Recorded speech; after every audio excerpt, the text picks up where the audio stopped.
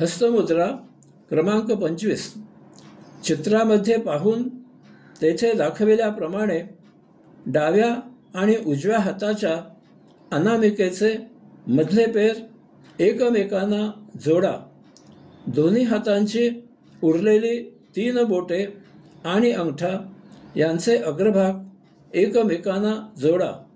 दोन्ही हातांनी एकमेकांच्या बोटावर घट्ट दाब द्या. सप्तचक्रावर महामंत्राचा जप करा.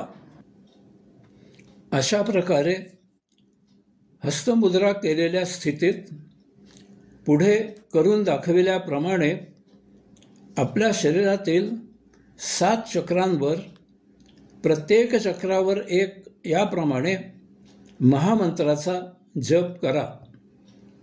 ओम तत्सत्त्वमसि.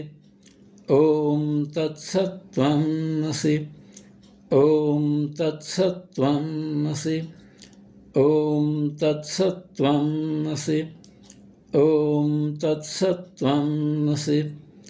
ओम तत्सत्त्वमसि. ओम तत्सत्त्वमसि.